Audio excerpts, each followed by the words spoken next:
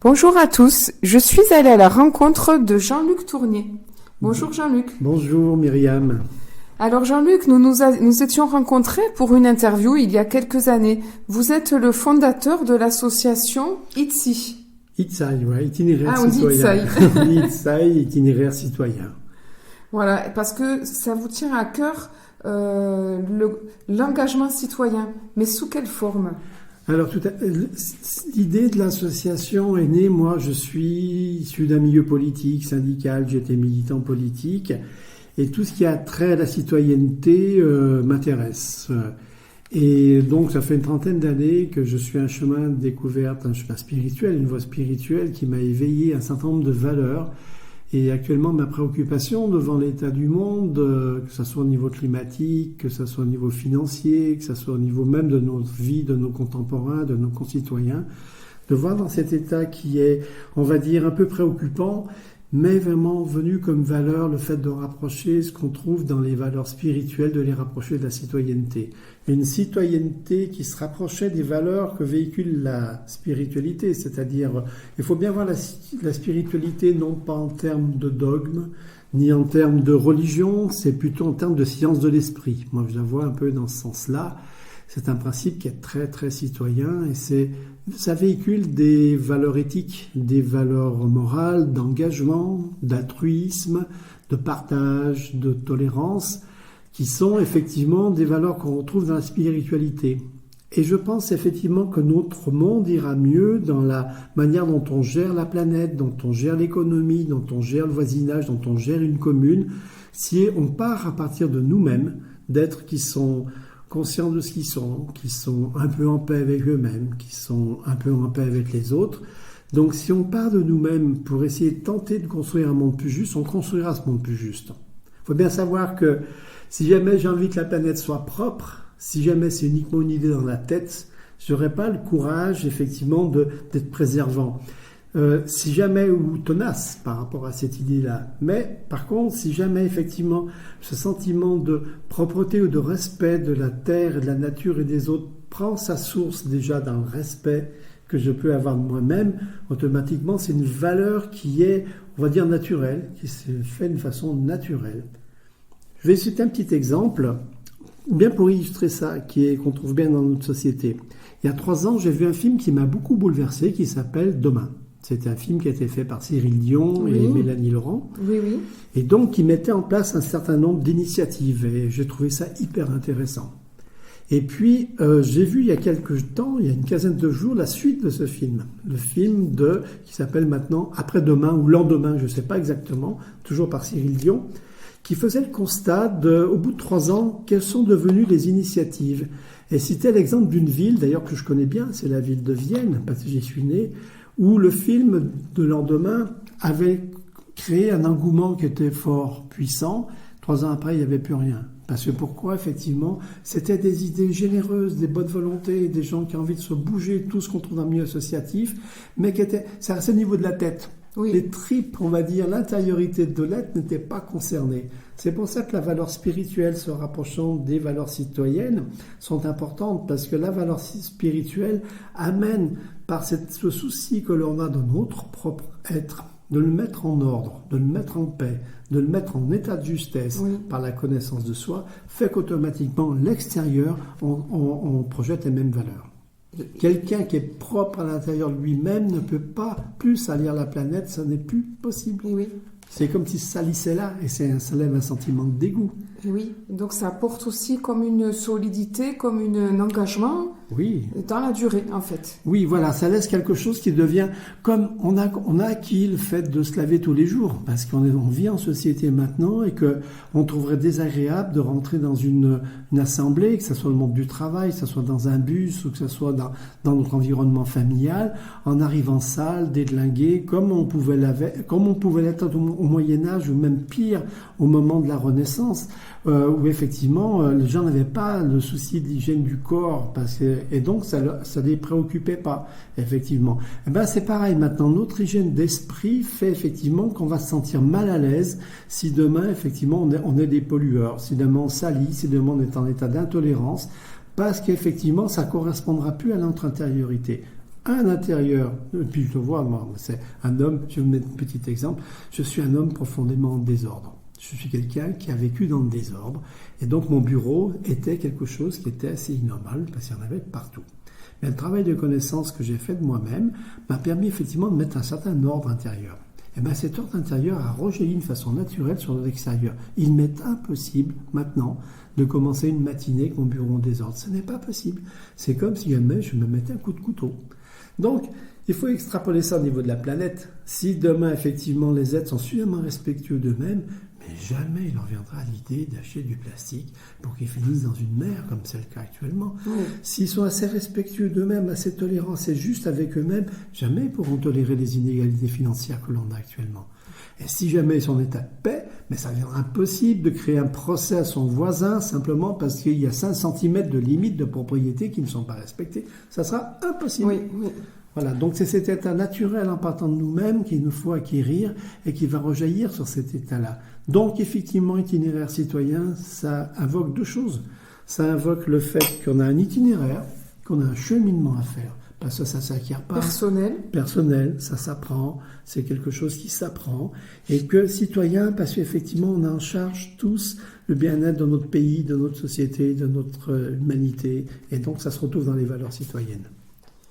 Et donc vous, votre manière de le proposer à la société en tant que citoyen, donc c'est à travers cette association. Vous avez aussi un engagement politique ? Oui, tout à fait, bien sûr, un engagement dans ma commune. Il est sans étiquette parce que je suis dans une petite commune. Ah oui, vous n'êtes pas dans notre région, vous êtes... Oui, je suis dans l'Isère, dans le sud de l'Isère, à la limite entre l'Isère, la Drôme et l'Ardèche. Oui. Voilà, un pays qui est connu pour son fromage, c'est le pays de Saint-Marcelin, où on fait d'excellents fromages.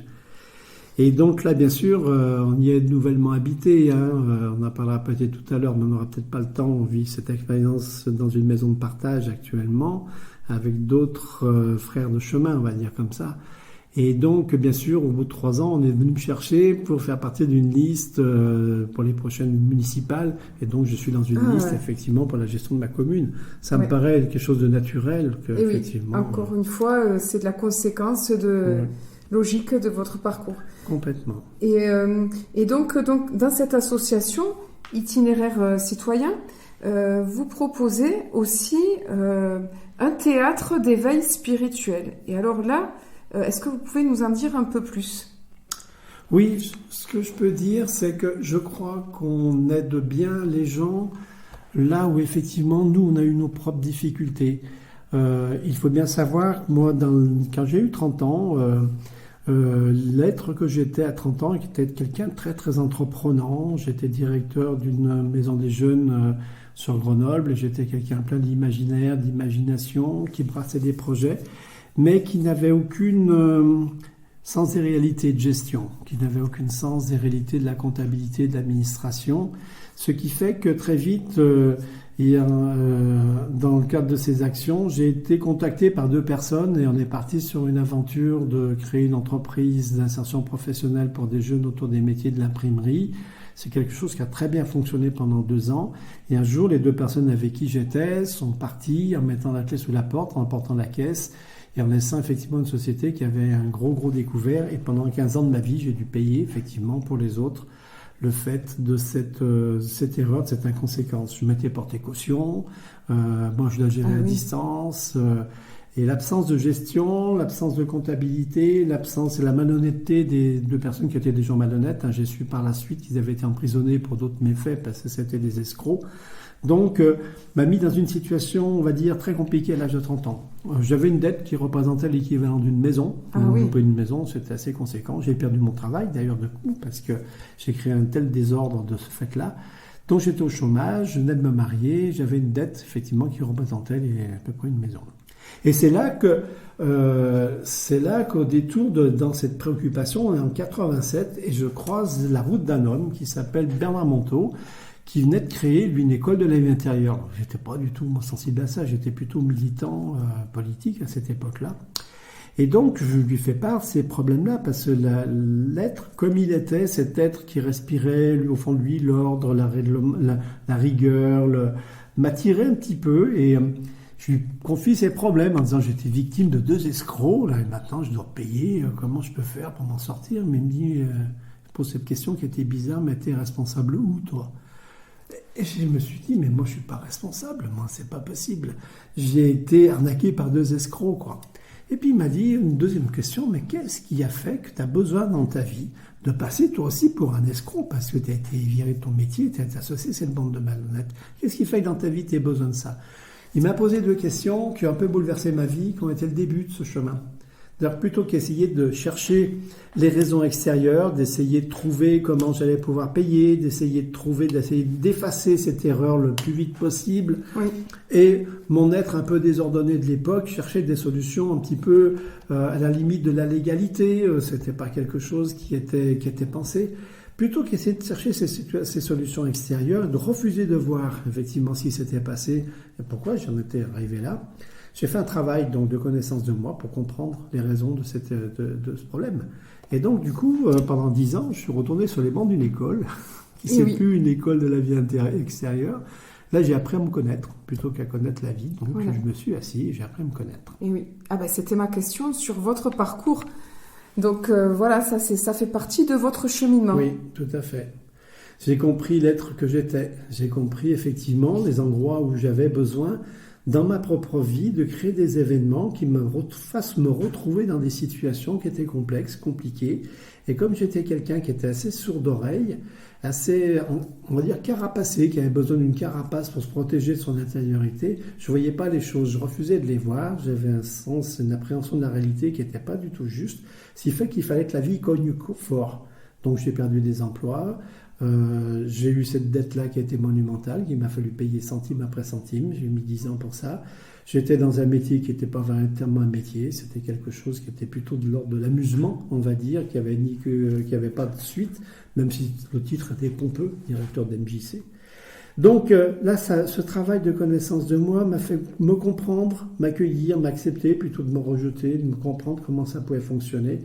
Et de là, j'ai entrepris vraiment ce qu'on appelle un chemin d'acte, avec l'accompagnement de patients de Bernard Monteau, l'accompagnement de patients après d'une personne qui m'a enseigné, qui s'appelle René Chaput, un accompagnement de patients encore d'un 3e homme qui est rentré dans ma vie, qui s'appelle Alain Sicot, avec lequel je suis toujours en relation. Ah oui.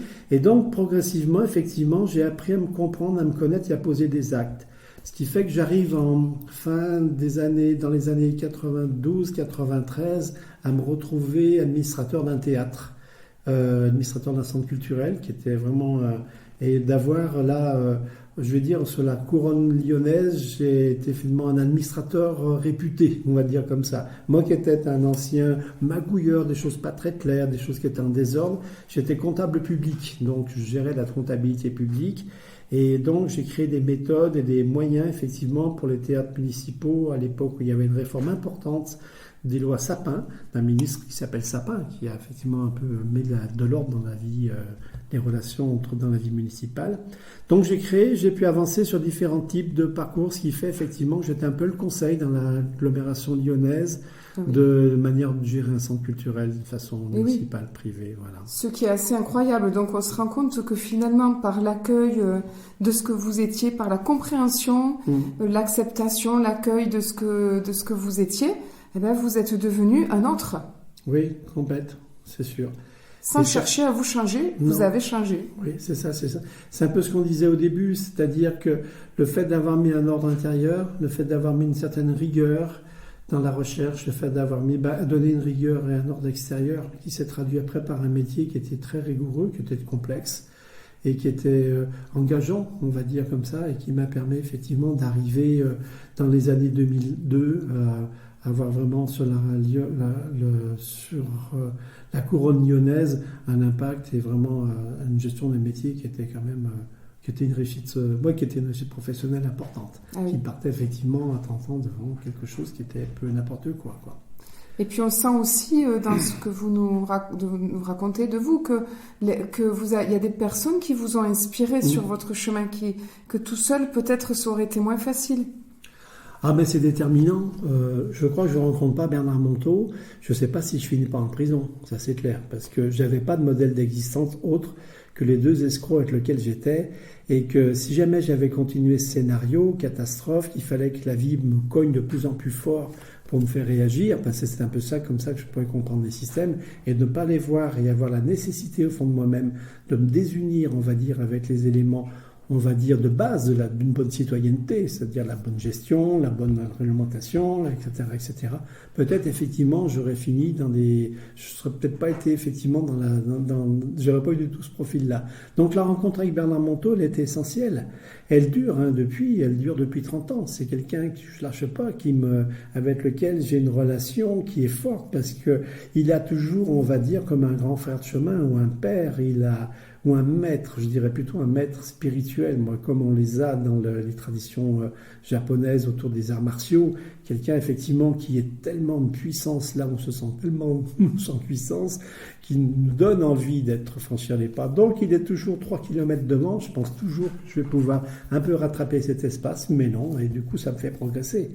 Donc, si je suis aujourd'hui... on pourrait peut-être rappeler qu'il est écrivain et notamment de César Leclereur, dont j'ai proposé le feuilleton radio pour le petit clin d'œil pour resituer pour les auditeurs de notre radio. Très bien, oui, c'est bien qu'on puisse faire ce rapport-là, c'est sûr. Écrivain, conférencier, chercheur, passionné de la nature humaine. Psychanalyste corporel. Psychanalyste corporel, fondateur effectivement de cette science qui est magnifique. Et donc aussi fondateur d'un mouvement spirituel en termes de liberté d'esprit. Moi, je le redis, ce mot, il n'est pas l'apanage de la religion, il s'inscrit dans la citoyenneté, il s'inscrit dans la laïcité ouverte. Et donc, effectivement, par contre, c'est quelque chose qui nous donne un moyen codifié et, on va dire, puissant, pratique, concret, de passer d'un état moyen d'être, comme je pouvais l'être dans les années 80, quelqu'un effectivement qui avait très peu de conscience de la réalité des choses, à quelqu'un maintenant qui a les pieds sur terre et qui sait effectivement servir de soi-même pour pouvoir trouver les actes justes. Et donc dans votre parcours de directeur de théâtre, parce que c'est pas anodin, parce que je reviens à ce que vous proposez aujourd'hui comme outil de connaissance de soi dans votre association. Vous utilisez le théâtre, alors peut-être vous allez nous expliquer un petit peu qu'est-ce que vous proposez. Oui. Le théâtre pour se connaître. Alors le théâtre, pour moi, ça a été quelque chose d'important. Je ne suis pas du tout comédien, j'ai vécu plutôt le théâtre du point de vue administratif, mais là aussi j'ai fait des très belles rencontres. J'ai fait une très belle rencontre avec un directeur qui s'appelle Jean-Marie Bill, qui était mon directeur artistique pendant 10 ans, on a collaboré pendant 10 ans, et qui m'a ouvert vraiment cette sensibilité de l'écriture, cette sensibilité de la mise en scène, que je ne connaissais pas. Et j'ai rencontré beaucoup de metteurs en scène qui m'ont bouleversé. Pierre Beltante, Jean-Luc Bosque, Thierry Chantrel, qui ont été sur des gens qui m'ont beaucoup, effectivement, ou dans la chorégraphie, Maryse Zeland, Josette Baez, qui ont été des gens qui m'ont beaucoup touché, j'en oublie, hein, qui m'ont beaucoup touché, qui m'ont ouvert cette sensibilité, on va dire, créative, imaginative. Ce qu'il faut bien voir, c'est dans les années 20, entre 20 ans et 30 ans, surtout effectivement entre 28 et 30 ans, j'ai laissé part à un imaginaire qui était très débordant. Je suis quelqu'un de créatif et très imaginatif.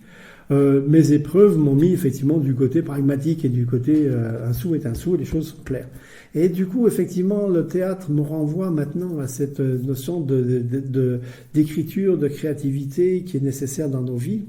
Et donc, voilà, le théâtre, je l'ai vraiment connu comme ça. Et donc, un de mes premiers pas, dans lequel m'a beaucoup encouragé Bernard, c'est écrire une pièce de théâtre. Et dans les années 93, j'ai écrit une pièce de théâtre. Et c'était vraiment, on va dire, quelque chose qui m'a fait effectivement me découvrir dans un certain talent artistique autour de l'écriture. Alors donc, pourquoi en arriver maintenant à cette forme de théâtre d'éveil spirituel? C'est peut-être effectivement ça que vous souhaitez qu'on développe maintenant. Parce que je ne vais pas prendre l'antenne pendant 3 heures, hein, mais si vous me lâchez, je la tiens pendant 3 heures. Hein. Donc, ce qu'il faut bien voir, c'est que moi, mon souci, c'est d'aider des gens qui sont comme moi, qui ont mis leur vie à l'envers. À un moment donné, il y a un divorce, il y a une faillite, il y a un contrôle fiscal, il y a un procès avec un voisin, il y a effectivement une perte d'emploi, etc., etc. Enfin, les tracas que l'on croise parfois dans sa vie qui nous mettent à l'envers. Et on rentre dans un système de pensée, d'action qui n'est que réaction, justement. et qui fait que le mal va de mal en pis parce qu'on a perdu un certain nombre de bon sens, parce que notre vie intérieure qui produit, comme on l'a dit tout à l'heure, une certaine vie extérieure, plus on est en désordre et en cafard dedans, plus effectivement on va créer du désordre et du cafard à l'extérieur. Et très souvent on le voit dans ces situations-là, ça se réglemente autour d'un procès, ça se réglemente autour d'une guerre qui n'amène jamais rien de bon, parce qu'effectivement il y a toujours un coupable, une victime. Et donc moi, déjà le principe c'est de dire, moi je suis passé par là, j'ai connu ça, donc j'aimerais effectivement à travers ce théâtre aider des gens qui ont mis leur vie en dessous. Et donc de les accompagner dans une méthode en disant c'est possible d'avoir un autre type de vie. C'est possible de se servir de ça, non pas comme une malchance, mais comme une chance. Moi je veux dire, ma plus grande chance, je le dis comme ça, c'est un peu particulier, j'aimerais pas choquer les auditeurs, mais ma plus grande chance, ça a été d'avoir cette épreuve à 30 ans, d'avoir cette dette à 30 ans. Parce que c'est ce qui a fait toute ma vie maintenant. Autrement, ma vie serait peut-être fade et sans intérêt. Ma vie, elle est belle maintenant. J'ai une belle vie. Là. Donc, on va bien voir effectivement que... Je pense pas que cela choque. Ça me fait penser au livre de Lilou Massé, J'ai perdu mon job et ça me plaît. Je suis célibataire et ça me plaît. Et c'est une autre façon de voir les épreuves, de les voir comme une occasion de grandir et de s'améliorer.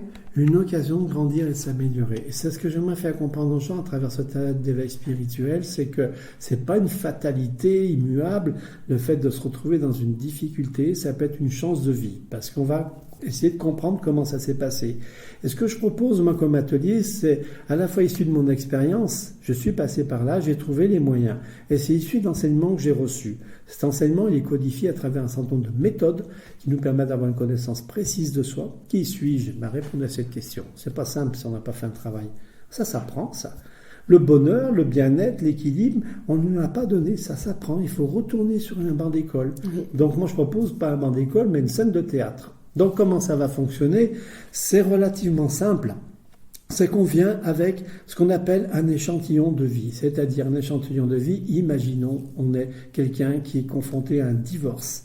Donc, c'est pas le divorce qu'on va gérer, mais c'est le matin, encore, il vit avec son conjoint, ils partagent encore la même maison, ils sont en instance de divorce et c'est la guerre entre eux. Et le matin, effectivement, la dame, elle est là en train de faire son petit déjeuner dans sa misère, l'homme descend, il lui dit pas bonjour, il se tire comme ça. Et ça crée une douleur. Ok ? Donc voilà. De là, cette douleur-là va enclencher effectivement le fait qu'on va avoir toute la journée la rancœur contre son mari. Et vous faites le geste que les auditeurs ne voient pas, que je vois très bien avec les mains sur la gorge.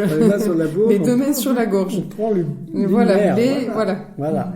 Donc on va utiliser cet événement-là. On a par exemple, pour prendre un autre exemple, une guerre avec un voisin. Et de nouveau le matin, il a encore mis 50 kilos de fumée devant notre porte parce qu'effectivement on est en guerre. Voilà, on va partir de l'événement. Et on va essayer de comprendre effectivement qu'est-ce qui s'est passé dedans, quelle est la douleur et comment on pourrait s'en sortir pour régler cet événement-là.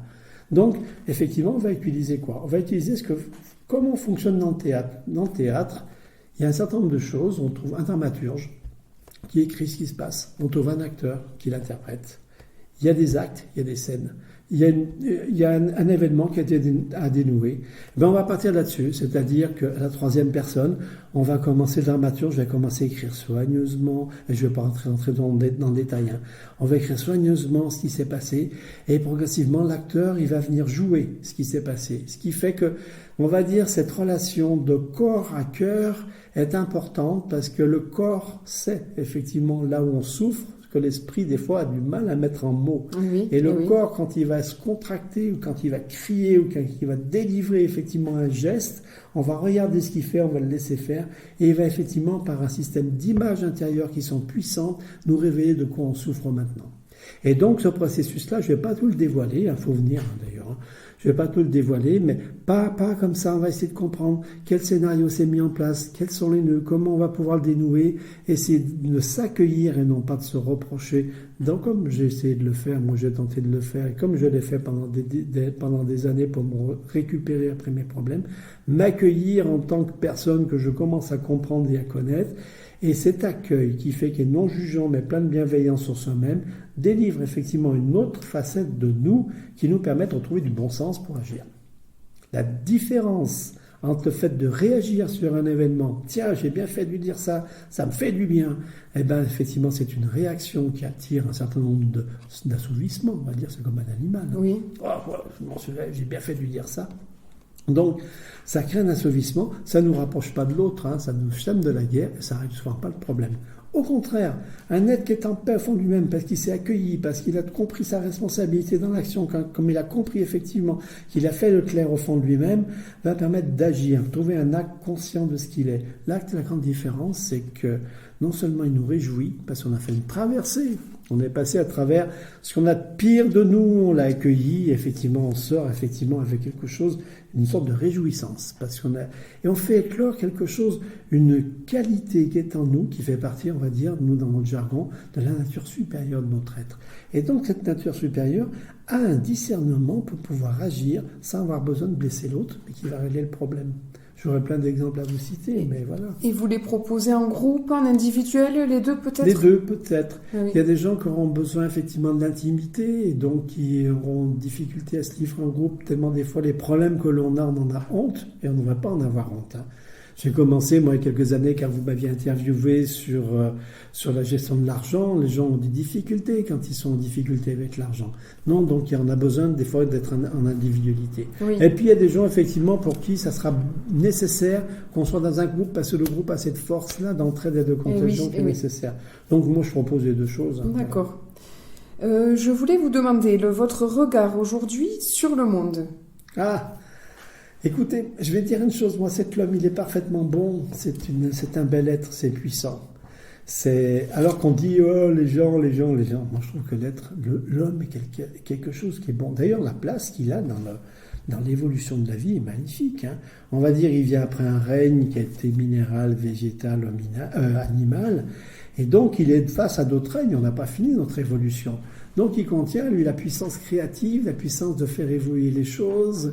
Et donc tout l'enjeu part de là. Moi, je trouve que l'homme, c'est quelque chose qui est magnifiquement grand, parce que si on savait qu'à travers les petits tracas que l'on a, et que sont cachées des perles qui lui permettent d'être un géant, autant il est petit dans sa manière de réagir, une mesquinerie, en levant le poing des fois sur des ronds-points, en disant moi, j'ai mal, ce qui est juste, hein, on ne peut pas cacher ça, on part tous comme ça. Hein. D'essayer de comprendre le système et d'être un géant dans les solutions qu'on propose, oui, effectivement, moi je dis l'homme c'est quelque chose qui est magnifiquement bon. On va en avoir besoin. Je crois effectivement, on regarde l'état de la planète, hein, c'est une catastrophe, hein, faut pas rêver. Hein. Donc on va vers un réchauffement climatique qui est préoccupant, on est dans une économie qui est délirante, hein. On va pas parler de l'argent maintenant, mais enfin, c'est assez délirant. On a des problèmes d'accueil de migrants, on a des surconsommations. Le pape disait, avant Noël, il y a 8 millions, alors je vais peut-être me tromper de chiffre, mais c'est pas grave. Il y a 8 millions des gens, ou 80 millions, c'est pas grave, parce que c'est l'échelle de valeur qui est importante, qui vont manquer, qui vont crever de faim pendant Noël. Et il y a 77 millions, on va dire, donc pratiquement pareil, mais un peu moins, de gens qui vont crever de trop manger. Donc il nous laissait ce message-là en disant soyez plus juste dans votre consommation. Oui. C'est l'écart extrême entre la très grande richesse et la très grande pauvreté. Et qui s'écarte de plus en plus. Oui. Moi, quand j'étais jeune, je me baladais dans Vienne, qui était ma ville, il n'y avait pas de SDF. Il y avait les clochards, qui étaient souvent des vieux philosophes, qui effectivement avaient fait ça par philosophie. Il n'y avait pas de SDF. Maintenant, il y a des SDF. Il y a des migrants à nos portes, il y a des gens qui souffrent. Donc c'est vrai qu'on a intérêt effectivement à se préoccuper de la planète, de se préoccuper de nos semblables, d'accueillir des gens qui vont être différents, de faire beaucoup plus de mixage, beaucoup plus de société plurielle. Et on a besoin d'être juste, on va pas avoir besoin, on va vers un peur du totalitarisme. Oui. Donc effectivement, moi je dirais mettons-nous en ordre dedans pour créer un ordre dedans. Mettons-nous en paix dedans, c'est possible, pour créer une paix dehors. Et c'est presque le mot de la fin. Est-ce que vous auriez un autre mot de la fin ? J'aime la vie, la tâche est considérable quand on voit ce qu'on a à faire, mais je prendrai l'image de Pierre Rabhi sur le colibri, qui est ce petit oiseau qui est dans le fin fond d'une forêt qui est en flammes et qui fait la navette entre le ruisseau et le feu pour mettre sa petite goutte. Et il y a un gros oiseau qui est là, qui le regarde passer et qui lui dit « Mais colibri, t'es malade, t'y arriveras jamais ». Et lui dit « Oui, mais j'aurais fait ma part ». Oui. Donc, moi, je tente de faire ma part avec mon petit théâtre. La petite part du colibri. La petite part du colibri. Merci Jean-Luc. Merci Myriam. C'était un plaisir. Et alors, ceux qui voudraient vous rencontrer, donc vous êtes actuellement dans l'Isère, quelle commune? Alors, je suis à Saint-Sauveur, c'est un joli nom, Saint-Sauveur. Donc, voilà, et pour me rencontrer, je donne le numéro de téléphone, qu'est-ce qui est plus simple? Oui, voilà, écoutez, je vais le dire doucement, c'est mon portable, c'est le 06 73 15 57 34, je suis ouvert à tous. Et comme c'est une radio qui est plutôt du côté du sud-ouest, c'est ça. Si jamais vous trouvez 5-6 personnes qui sont intéressées pour faire ce théâtre, je viens. Ah ben, c'est une bonne nouvelle. Et puis on va donner aussi l'email qui est itcy@orange.fr. Voilà. Et un grand merci.